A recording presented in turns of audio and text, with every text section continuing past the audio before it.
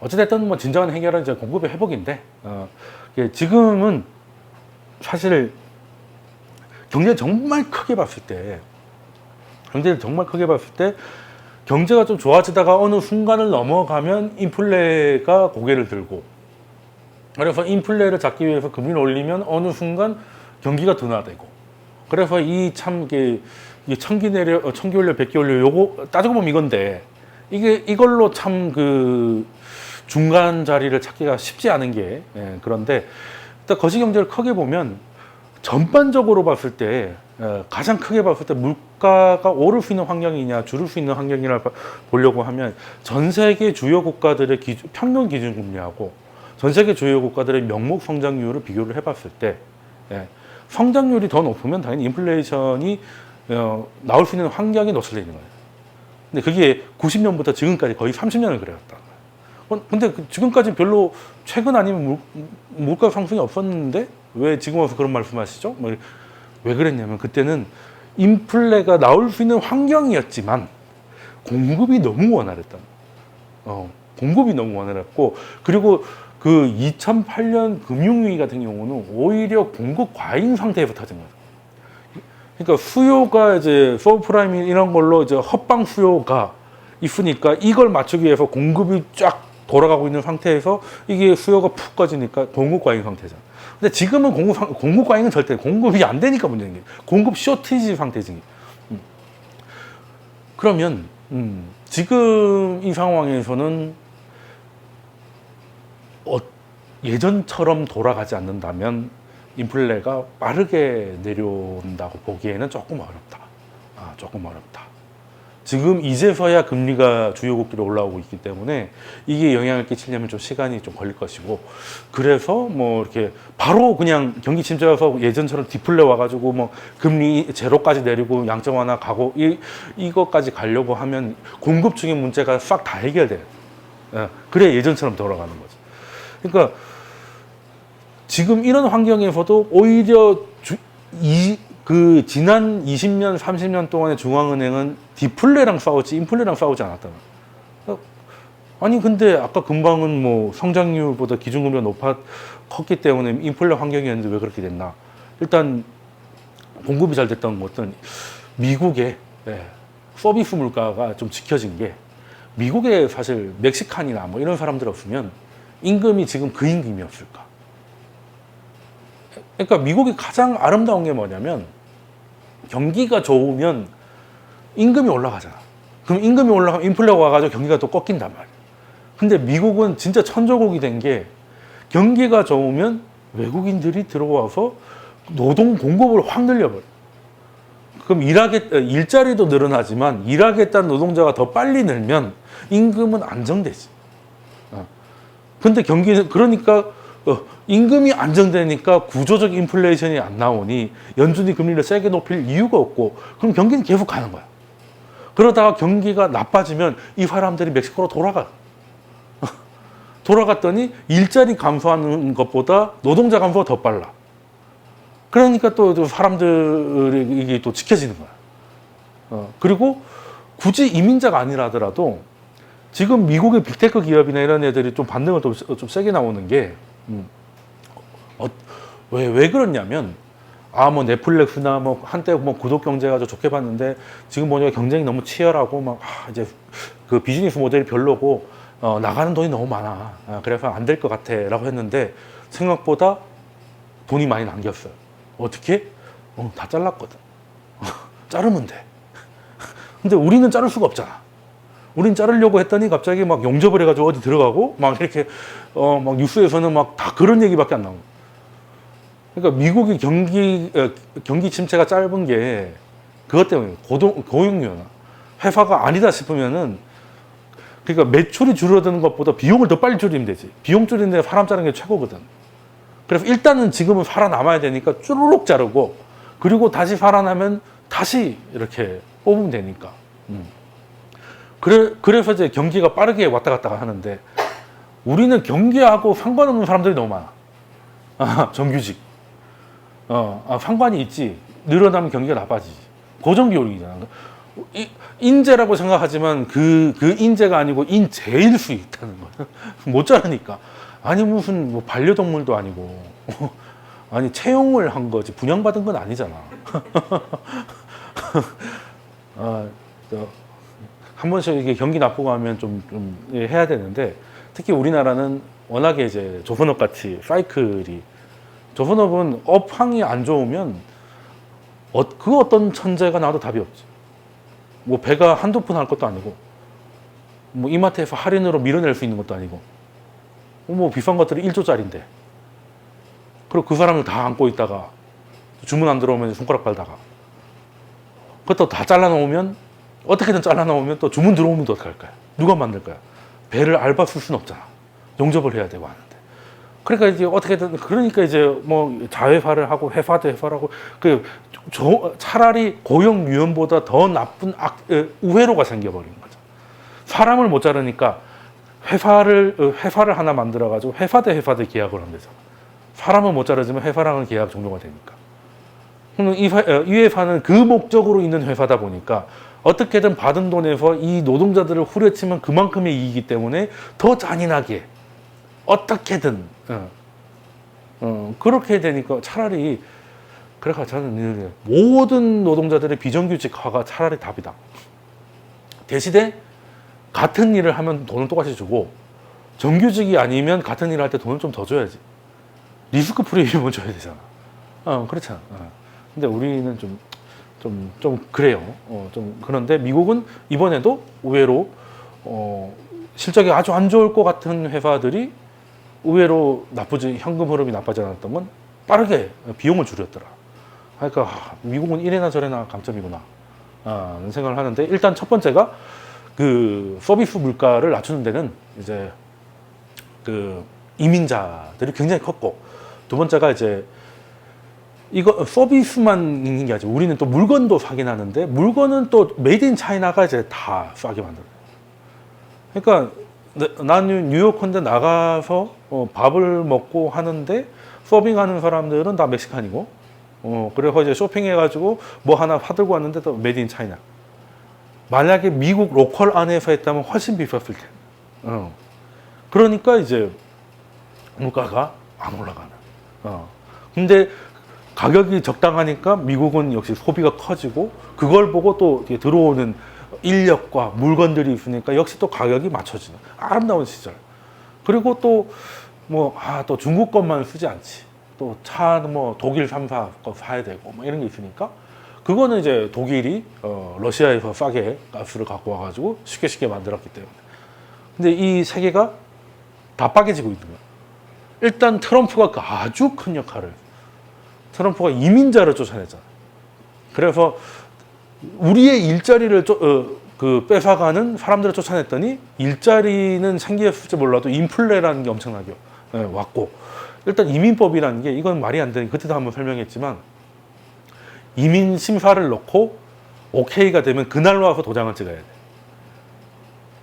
그러니까 우리처럼 그냥 동사무소 가지고 했다가 근처 커피숍에 앉아 있다가 뭐 전화 오면 가는 게 아니라 걔네들은 멕시칸이잖아. 그리고 미국 시민이 아니니까 다시 가 있어야 돼 멕시코. 근데 어떻게 그날 또 다시 들어가? 오지 말란 얘기지 그냥. 오지 말란 얘기. 그러니까 막으면 위헌이니까 현실적으로 못 오게 해놓은 거지. 현실적으로 못 오게. 그러니까 이것만으로도 200만 명 이상의 일자리 부족이 발생했다고 보고 있거든. 지금 미국이 임금 상승이 안 나왔으면 임금 상승이 좀 세게 나오지 않았으면 연준이 이렇게까지 안 뛰어. 우리가 북클럽에서 했던 책 중에 브라질에서 비가 내리면 거기서 나온 게 인플레는 세 개다. 우리 흔히 얘기하는 거는 수요 견인, 그러니까 경기 좋아서 물가 오르는 거. 라고 얘기하지만 실제 거의 찾아볼 수 없는 거. 두 번째, 공급 충격. 그리고 세 번째가 임금 상승인데, 보통은 1번, 3번은 같이 묶어서 얘기하는데, 그런 경우는 거의 없어요. 연준은 3번에 가장 예민하다. 가장 예민해. 왜? 임금이 오르면 다 올라버리니까. 임금은 한 번 올라가면 하방 경쟁이 졸라 세고, 아무리 미국이라 하더라도. 그리고 그거는 물건, 서비스 모든 거에 대해서 수요를 자극하기 때문에 이게 한 번씩 올라가고 그게 기대를 앵커링하고 그래서 5%씩 올라가는 게 국민 상식이 돼서 연봉 5% 올려준 게 안 올렸다고 생각할 정도로 그게 그냥 당연히 5%는 오른 것처럼 생각을 하는, 그리고 노동조합이 5% 올린 것도 아니야. 8%는 돼야죠. 이걸 보고 인플레이션 인덱싱이라고 해요. 그러니까 수치화 돼버린다. 그러면 그냥 수치화했기 때문에 5% 계속 가는 거예요. 경제는 5%를 못 따라가는 거 있는데도 그러다가 이제 작살나는 그런 상황이 되기 때문에 연준은 이 3번에 가장 예민한데, 미국이 이민법을 그렇게 안 했으면 이 정도까지 안 나왔다. 이 정도까지. 지금 이번에 나온 GDP도 소비가 나쁘다라고 하는데, 소비가 또 어디는 또 괜찮다고 하는 데가 있어. 서비스 소비는 괜찮았어. 그러니까 미국인들이 서비스에 대한 소비는 그대로 했다는 거야. 근데 줄인 건 뭐냐? 내구재를, 물건을 안 샀다는 거지. 그러니까 내가 가서 사람 만나고 밥 먹고 뭐 이런 활동을 다 했는데, 아이패드는 쓰던 거 그냥 쓰고, 이런 식인 거지. 왜? 당장 줄일 수가 없으니까 사람 안 만나기도 그렇고. 그러니까 당장 줄일 수 있는 건 이제 물건 안 사는 쪽이에요. 그래서 우리가 좀 힘들었지. 우리는 내구재 쪽이니까. 그랬는데 이제는 그러기가 힘들어진 상황이 된 거고, 그리고 공급이 한때는 과잉이었지만 이전 18년 무역 전쟁부터 시작해가지고 지금 미중 분쟁까지 이어지면서 공급망이 끊어지고 다시 만들어지는 이 상황이, 뭐 지금 뭐 안보의 문제 무슨 문제 다 있지만 경제적으로 봤을 때 예전보다 무조건 비싸다. 어떻게 중국에서 만드는 것보다 미국에서 만드는 게 쌀 수가 없잖아. 그건 당연한 얘기. 근데 그렇게 해야 되는 상황이 돼버린 거고, 그리고 러시아 가스를 이제 더 이상 의존하면 안 된다는 거. 제일 싸겠지만, 심지어 전쟁 이후로 더 싸졌지만 수면 결과적으로는 이제 벗어나야 된다는 거.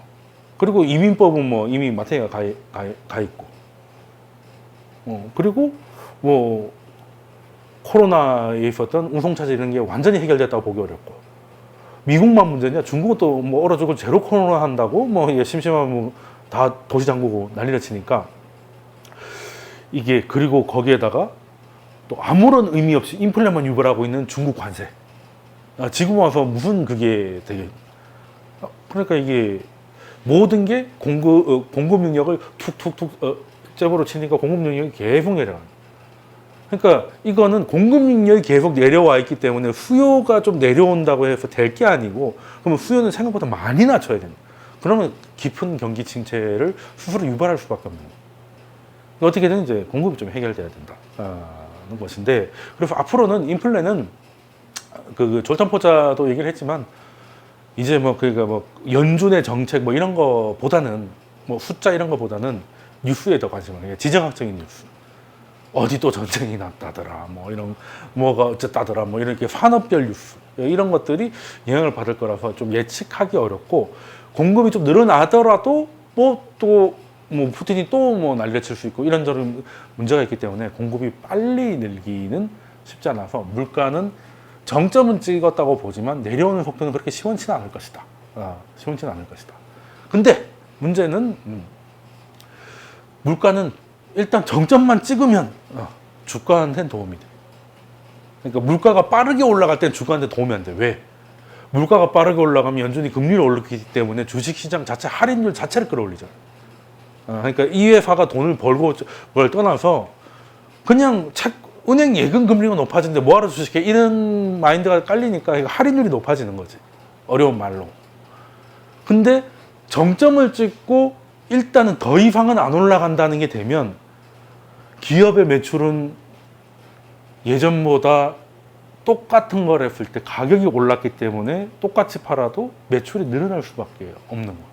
이번에 코카콜라하고 맥도날드하고 어닝 서프라이즈가 났어. 왜 그럴까? 심지어 맥도날드는 똑같은 지점, 그러니까 한 지점당 매출이 7.9% 늘었어. 사람들이 코인이가 망해가지고 전부 다 햄버거만 먹고 있나? 그게 아니고 햄버거가 올랐어. 햄버거 올랐으니까. 심지어 1,200원 하는 장수 막걸리가 이제는 얼마 전에 사 먹었더니 1,600원 하더라고. 몇 프로 오른 거야 이게. 그래도 200원 올랐다고 안 먹진 않잖아. 물론 뭐 장수 막걸리가 이제 한 병에 12,000원 사면 안 먹겠지만 한 2,000원까지 그냥 먹을 것 같아. 그러면 코카콜라나 뭐 맥도날드나 뭐 10% 정도 오른다고 해가지고 안 먹을 건 아니잖아. 오히려 다른 것보다는 좀 상대적으로 싸니까 더 먹을 수도 있고. 그래서 매출이 같은 지점에 7.9%씩 는. 그러니까 이 말은 근데 지금까지 안 좋았던 거는 할인율도 높아지고 이 인플레가 원가 자체를 끌어올리잖아. 근데 이제는 이제 원가는 원자재는 내려오고 가격은 올라가 있는데 그럼 7.9%가 늘었다는 건 햄버거가 100개 팔리다가 92개, 93개만 팔려도 매출 똑같다는 거잖아요. 그래서 주식은 인플레 해지다 라는 얘기를 하는데 그거는 물가가 정점 찍었을 때.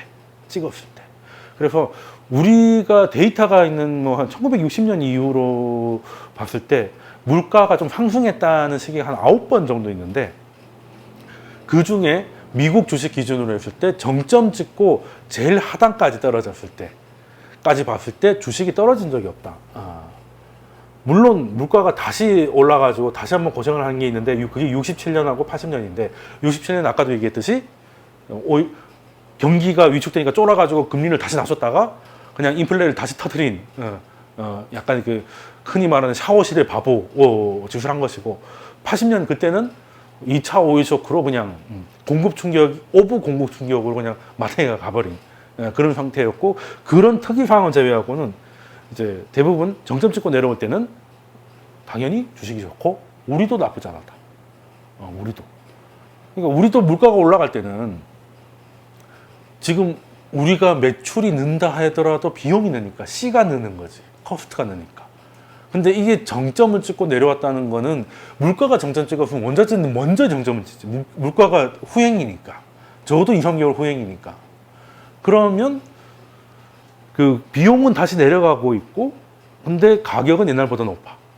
그러면 이제 괜찮은 거지. 근데 계속 올라가고 있을 때는 이게 가늠이 안 돼가지고 이제 디스카운트가 되는 거고. 그래서 우리도 나쁘지 않았다는 건데 이 차트를 띄워놓은 게 뭐냐면 이번에 그 또 1일날 발표되는 ISM 제조업 지수인데 뭐 전체는 뭐 나쁘지 않았다라고 하는데 이번에 좀 웃긴 게 거기 그 세부 지표가 한 5개 있는데 거기에 원래는 이제 그 운송 지수 이런 거 운송 지수가 그러니까 쉽게 말해서 그러니까 배달을 시켰는데 배달이 늦게 오면 경기가 좋다고 판단하거든.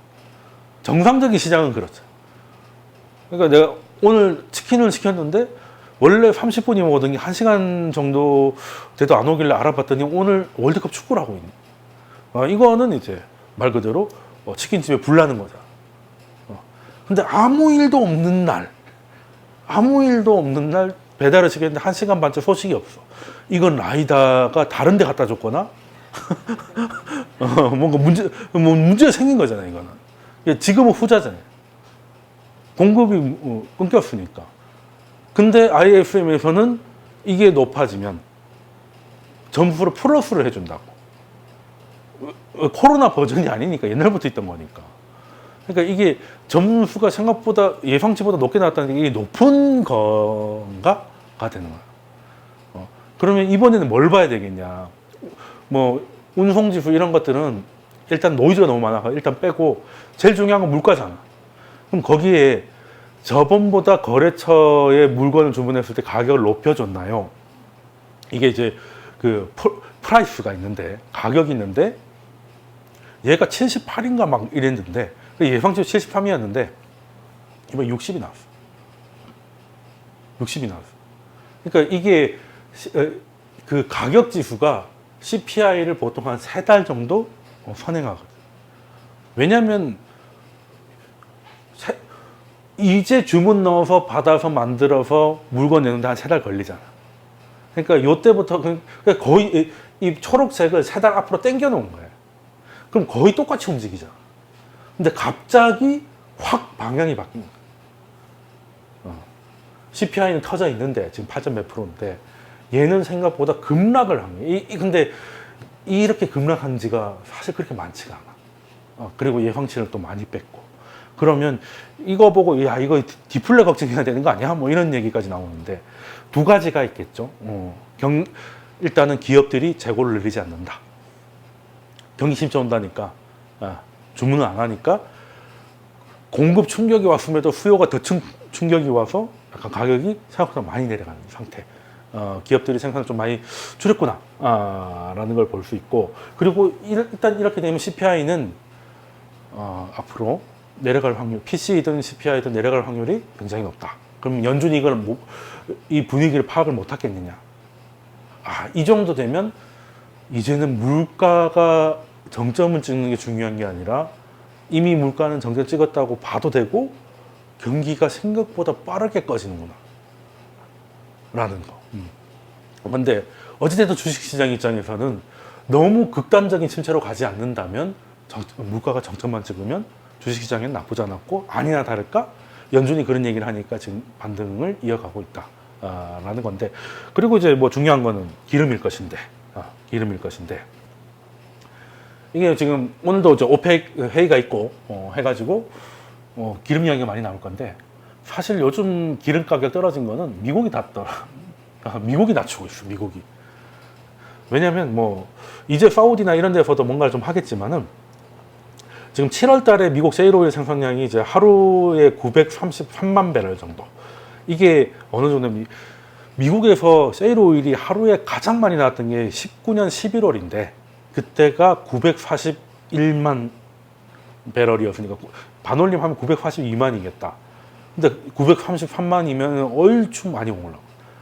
그리고 이제 뭐 파내는 거 리그가 막 줄었다 뭐 이렇게 하는데, 이게 그때 마이너스 금리 가고 막 난리가 난 이후로 재작년 8월에 리그 수가 172개였다가 지금 거의 600개, 하나 모자란 600개, 599개까지 와 있는데, 이게 한때 제일 많았던 게 677개니까 지금 또 기술이 좋아져 가지고 이 600개로 670개일 때보다 8월 생산량은 역대 최고치를 찍을 것이다. 그러니까 미국은 원유가 부족한 게 아니라니까. 원유가 부족한 게 아니고 뭐 원유를 휘발유로 하는 정제 공장이 문제였던 거지, 원유는 뭐 크게 문제가 아니긴 했다라는 것이고, 그래서 유가는 뭐 어쨌든 해결된 건 없기 때문에, 그리고 뭐 엄청난 뭐 증산 뉴스가 나오지는 않았기 때문에 뭐 급락은 아니라 하더라도 일단은 이제 하방 압력이 좀 많이 커졌다는 걸 이제 보고 가야 돼. 그러면 이 두 개를 놓고 보면 물가는 이제 물가 피크아웃 한다 얘기하면 좀 한물 지난 얘기. 이제는 이제 물가가 아니고 이제 경기지, 경기. 이제 꺼졌는데 어디까지 꺼질 것인가. 근데 어찌됐든 물가가 정점 찍으니까 세계에서 가장 예민한 시장, 조선 시장도 이제 반응을 하더라. 올해 한정으로 봤을 때 그나마 좀 이렇게 3월부터 4월까지 약간 좀 반등을 하다가 이제 6월 달에 이제 개급락을 했었는데, 그때는 외국인들 개인이 다 이제 개인이 꼴 올려가지고 이제 외인들은 튀어를 했는데, 7월 달에는 개인이 팔고 외인들이 사고 있다. 그러니까 요거는 조금 굉장히 긍정적인 얘기인 거지. 보통 개미가 끌어올리면 이제 끝이 안 좋더라고. 동학개미 이름 바꾸라니까. 동학은 다 학살당해 다 죽는 건, 이제 시작한 애들한테 곧 죽을 거라고 이렇게 또 사령관들 다 하나같이 수사받고 있고. 아무튼 이번에는 조금 그래도 3월달, 4월달보다는 그림이 조금 낫네 라는 것이고, 그리고 그때처럼 물가가 또 이게 뒤통수를 칠 가능성이 높진 않고, 오히려 이제 경기 침체, 그러니까 이제는 경기 침체냐 경제 위기냐, 침체, 충격, 위기 한 3단계라고 봤을 때, 침체는 거의 이렇게 이미 침체고, 주식시장도 침체까지는 다 반영. 근데 이제 충격이 되면 여기 한 10%씩은 더 빠질 것이고, 위기 되면 10% 추가로 더 빠지겠지. 근데 위기가 되려고 하면 뭐가 돼야 된다? 은행이 작살나야 돼. 시스템이 위기로 가야 돼. 그리고 충격으로 가려고 하면, 그러니까 지금 침체는 확실인데, 여기서 침체에서 충격으로 가려면 뭐가 터져야 된다? 실업률. 수요 둔화에서 수요 충격으로 가려면 사람들이 잘려야 된다니까. 근데 지금 약간 고용시장이 안 좋아지고 있다는데, 안전 좋았다가 약간 사정은 아니 지금 아까도 얘기했지만 기업의 매출이 별로 안, 그러니까 그렇게 비관적이지가 않단 말이에요. 왜? 물가가 높다 보니까 기업의 매출은 실질로 안 따지거든. 그냥 매출은 매출이니까. 그러면 표면적으로는 똔똔이라 하더라도 9% 성장했으면 물가가 9%면 똔똔이지만 어쨌든 9% 성장한 것처럼 보이잖아. 그렇고 S&P 기준으로 봤을 때 지금 실적 발표 나온 것만 평균 때리면 한 11%씩 증가하고 있어. 아니 기업들의 평균 매출이 11% 늘고 있는데 대량 해고를 한다. 뭐 조금 난센스지 않나? 아무리 미국이라 하더라도. 그리고 물가는 좀 정점을 찍었다는데 뭐 그러면 일단 충격까지 갈 가능성도 좀 제한적이에요. 그러니까 침체에서 충격으로 가려면 실업률이 의미 있게 올라가야 되고 그래서 그 사람들이 집 대출을 갚지 못하고 막 해가지고 은행들이 위험해지면 이제는 충격을 넘어서 위기로 가는데 거기까지는 프라이싱은 안 돼 있는데 프라이싱이 안 돼 있는 이유가 거기까지 가기에 좀 갈 길이 너무 많으니까 일단 실업률도 이번에 2분기 연속 마이너스가 나오긴 했지만 늘 얘기하는 게 2분기 연속 그러니까 엠버가 딱 그 2분기 연속이면 그럼 엠버가 뭐 하러 있어? 그냥 GDP 보고 2분기 연속 마이너스 경기 침체요 하면 되지. 그 알바 쓰면 되지. 뭐 하러 그렇게 몸값 비싼 그 교수님들 데려와가지고 그렇게 웃겠어. 근데 재밌는 거는 경기 침체일 때 2분기 이상 마이너스 성장을 안 한 적이 없기 때문에 그렇게 얘기가 나오는 거야. 근데 또 하나는 빠뜨리고 얘기하는 거죠. 그러니까 이제 2분기 연속 마이너스면 다 경기 침체였는데 그랬던 적치고 단 한 번도 실업률이 안 치솟은 적이 없어. 그러니까 사실은 딱 두 개가 만족돼야 돼. 첫 번째가 2분기 연속 마이너스. 그리고 실업률이 2분기 연속 증가. 근데 지금 2분기 연속 마이너스 성장인데 2분기 연속 실업률도 하락. 그러니까 성장률도 하락, 실업률도 하락. 앞뒤가 안 맞는 얘기거든. 내가 자주 쓰는 표현, 오래 가는 조루, 뭐 이런 거 있잖아. 앞뒤가 안 맞는 소리. 그러니까 말장난 같은 거잖아. 그러니까 이거는 그냥 약간의, 그러니까 생각보다 깊지 않을 수 있다. 그러니까 코로나 때 진짜 힘드신 분들은 뭐 자영업자나 프리랜서였지, 뭐 이게 내가 잘릴 일이 없는 사람들은 오히려 더 좋은 사람도 있어. 뭐 자택 근무하고 하니까 출퇴근 안 해도 되고, 경기도 있는 친구들 너무 좋아했지. 출근을 안 하니까. 하루에 3시간이 늘어나 버린 거죠. 뭐 그런 것도 있었기 때문에 오히려 그 느끼는 차이가 완전 다르잖아. 근데 고용시장이 뭐 짱짱하진 않아도 별 문제가 없는데 침체라. 그러니까 이거를, 그래서 이번에 뭔가 좀 바꿔야 돼. 그래서 지금 엠버에 대해서 전미 경제 위원회가 지금 뭐 8명인가 되는데 거기 알고 보니까 2명은 또 부부라 그러고 뭐 다 아니 뭐 부부도 그러니까 예전에는 아무 상관이 없어요. 마치 가을쯤 돼서 올해 여름 진짜 더웠죠 하면 최고 더웠어요. 그럼 올해 여름 개 더웠으면 이거였거든. 보통 7개월쯤 지나가지고 그때가 경기 침체였네. 7개월 지나가 보면 그래 그때 힘들었지. 반년 지나서 보면 누가 모르겠어. 그래서 뭐 이걸 누가 발표를 하든 뭐 신경도 안 쓰는 거야. 근데 이제 2분기가 이제 심지어 뭐 GDP 나와가지고 GDP 발표 나오기 전부터 예상치만 보고 이대로 나오면 경기 침체다 뭐 이렇게 해가지고 엠버는 무슨 생각을 하고 있냐 뭐 물어봤더니 그러니까 그러고 보니 엠버가 누구로 돼 있지 이렇게 된 거야. 글쎄. 그래가지고 요즘은 또 미국 인터넷 이런 걸로 싸워요. 다 백인이다 뭐 심지어 8명 중에 둘이 부부인데 이거 장난치냐 뭐 부부일 수도 있지 뭐. 그리고 왜 다 명문대 교수냐, 뭐. 이거 다 미국 엘리트고 서민들을 반영을 못하는, 무슨 엠버가 무슨 서민들을 반영을 해. 아니, 근데 그거 갖고 또 무릎 뜯고 싸우고 아이고, 참 요즘 사람들이 컴퓨터 앞에서 할 일이 없나 봐요. 나도 이번에 부부인 거 처음 알았네. 그리고 명문대 교수가 지금 뭐 지잡대 교수가 하겠어? 또 이렇게 하면 또 비하라고 하려나? 아무튼 뭐 하다 보니, 그냥 이런 고상한 걸 하려다 보니까 좀 이렇게 올해 이름만 되는 알면 교수님들 뭐 하다 보니까 그렇게 됐겠지. 이 뭐 권력 기관도 아니고 아니 침체 안 했는데 얘들이 침체라고 해가지고 우와 침체 이게 아니잖아. 다 반년 지나서 하는 걸 가지고 아무튼 그 정도로 웃긴다는 거야. 그러니까 경기 침체 오기도 전에 경기 침체를 이제 그 정의하는 사람들을 가지고 물어뜯을 정도로 지금 사람들이 과잉돼 있다는 거지.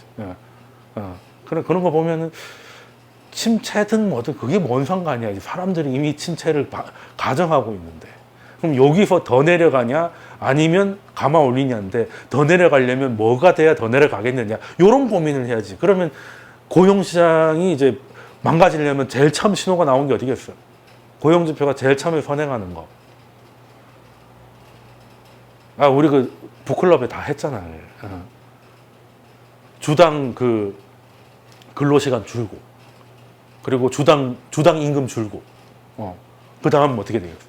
그러니까 일하는 시간을 줄이다가, 그 다음에 어떻게 돼요? 일하는 사람을 줄여나가겠지. 그럼 실업을 했으면 실업급여 신청이, 신규 실업 신청 건수가 늘어나겠지. 예. 그러고 나면 또 어떻게 돼? 그 중요하다는 비농업 신규 일자리가 줄어들겠지. 있는 사람도 잘리는데 신규 일자리가 많이 늘어날 리가 없으니까. 그러다가 마지막에는 실업률로 딱 나오는 거야. 그러면 지금 봤을 때 안 좋아지고는 있어. 안 좋아지고는 있는데 방향은 내려오는 거 맞는데 레벨이 경기 침체라고 하기에는 너무 아름다운 레벨이다. 지금 실업률이 몇 프로예요? 3.6%예요. 3.6%. 올해 3월 달에 3.8%였는데 3%대 실업률의 경기 침체가 과연 있냐는 거죠. 그러니까 여자들 그런 거 있잖아. 키는 168인데 몸무게 막 40 뭐 이런 거. 앞뒤가 이 말이 돼. 오장육부 어딘 뭐 이렇게 되는 그런 느낌이라는. 그러면 이제 이거보다 더 레벨 다운을 할 가능성은 일단 고용시장을 봐야겠다. 고용시장 봐야 되고 이번에 GDP가 2분기 연속 마이너스가 나왔는데 어쨌든 1.뭐였다가 지금은 이제 뭐 0.9니까 좀 줄긴 했는데 어디서 빠졌는지를 보는 거야. GDP 구성 항목 여러 개 있잖아. 뭐 순수출이 줄었는지, 소비가 줄었는지, 소비가 줄었으면 뭐 내구재 소비가 줄었는지, 아니면은 뭐 그 서비스가 줄었는지, 아니면 가장 경기에 민감한 부분이 기업의 투자가 줄었는지. 이번에 딱 두 개가 줄었는데 소비 중에 내구재 소비가 줄었고, 그리고 소비가 워낙 비중이 크니까 일단 그게 마이너스 요인이고, 두 번째가 기업들이 재고를 늘리지 않았어. 재고를 늘리는 투자를 하지 않았어. 당연하지. 경기 침체라는데 누가 재고를 늘리겠어? 있는 재고 밀어내야지. 그러니까 이번은 사실 이런 분위기에서, 그러니까 역으로 생각해야 돼. 분위기가 이러니까 이때 마이너스가 안 나오는 게 신기하지 않나? 사람들은 뭐 TV를 바꾸고 냉장고를 바꾸고 하려다가 돈은 있지만 좀 있어 보자. 그러니까 지갑을 닫는 것이고, 기업들은 사람들이 지갑을 닫는 걸 보고 재고를 늘리지 않으니까 멀쩡할 리가 없다는 거지. 근데 이게 좀 해소되고 나면 그냥 넘어갈 수도 있는. 그래서 지금 3분기 예상치는 일단 그 2.3에서 좀 내려오긴 했지만 아직은 플러스고, 뭐 이런 부분을 봐야 되고, 그리고 마지막에 이제 충격에서 위기로 가려면, 위기라고 하면 크라이시스라고 하려면 보통 이제 은행 이름이 많이 나와야 돼. 보통 충격 때는 회사 이름이 많이 나온다고. 뭐 월마트가 뭐 어쩌고 저쩌고, 뭐 아마존이 어쩌고 저쩌고 하는데 딱 은행 이름 나오는 순간 좋댔다 생각합니다. 뭐 리먼 브로더스 얘기 나오고 뭐 하면 이제 은행이 망하는 거는, 기업이 망하면 이제 그 기업이 망해가지고 실업자들이 나와서 수요가 줄어드는 거지. 그리고 그걸 또 다른 경쟁자가 좀 채울 수도 있는 문제지만, 은행은 이런 그게 아닙니다. 그러니까 은행은 국민은행 망하면 뭐 그 우리은행이 하면 되지 않아요? 그게 아니지. 은행은 다 똑같은 은행인데, 은행은 사실 원자재에 가깝거든. 신한은행 계좌하고 국민은행 계좌하고 뭐 다를 거 있나? 거의 똑같잖아요. S51 주유소하고 SK 주유소하고 뭐 우리 다르게, 원자재들은 다 그냥 할인 많이 해주는 카드 따라 다니는 거지. 역시 SK가 뭐 멀리 가는 것 같아. 그 매연 냄새가 좋아. 뭐 이런 얘기는 안 하잖아. 옛날에야 모바일 뱅킹 없을 때 뭐 그냥 ATM기 많은 그런 은행을 찾았지만, 지금은 뭐 막말로 이제 뭐 모바일 뱅킹 수수료 받는 데 없잖아. 수수료 받으면 양아치 아니야 이제. 그러니까 그냥 쓰던 거 계좌 번호를 외우고 있는 은행만 그냥 쓰는 거지. 그러다 보니까 은행은 하나가 망가지면 이 전체가 망가지는 거야. 그러니까 신뢰가 무너지잖아. 그러니까 우리은행이 예를 들어 망했다. 그럼 국민은행은 괜찮나? 아닐 수 있다는 거야. 그러니까 돈이 안 움직여. 돈이 안 움직이면 망하는 거지. 그게 이제 시스템이에요. 그 시스템, 자본주의를 구축하는 시스템이 은행인데 은행이 문제가 생긴. 암으로 치면 혈액이나 림프관 전이가 됐느냐. 혈관까지 암세포가 들어가면 이제 혈관을 타고 어디까지 갔을지 모르니까 그냥 다 번졌다고 보고 이제 바로 사기로 넘어가듯이 이제 그게. 근데 지금은 하다못해 뭐 미국은 물론이고 유럽도 스트레스 테스트 해보면 망하는 은행은 안 나온다. 그냥 죽는 소리 하는 은행은 많지만 실질적으로 망하는 은행은 별로 없다. 그러면 위기 가능성은 별로 없네. 그러면은 최대 양보하면 충격까지 오케이. 신용 리스크가 좀 커지는. 그러면 하방으로 지수 기준으로 한 10%. 근데 이게 만약에 아니면은 과잉이 걷어졌을 때 15% 먹을 수 있다라고 생각하면 해볼만 하다는 거죠. 50대 50이지만 내가 맞췄을 땐 15%고 틀렸을 때 10%잖아. 그럴 때 베팅하는 거지. 그럴 때 베팅. 그러니까 근데 내가 맞추면 5를 먹고 틀리면 10을 먹을 때 베팅하는 건 도박이라고. 그러니까 투기하고 도박이 뭐가 다르냐라고 하면 리스크하고 내가 베네핏이 나한테 불리할 때 하면 무조건 도박인 거죠. 강남 아파트를 산다 하더라도 지금 역대급으로 올라가 있고 뭐 이런 상황이라고 오히려 지금 고점 잡을 확률이 높은 상황이면은 그거는 도박인 거야. 그거는 도박인 거야. 그러니까 사실 따지고 보면 로또도 도박이지. 로또는 기대 수익률이 40몇 %밖에 안 되기 때문에.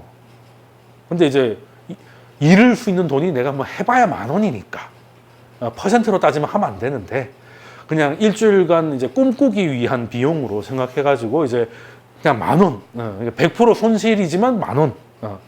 그것도 싫으면 2,000원 이렇게 하면 되는. 그게 이제 그 통제가 되니까 하는 거지.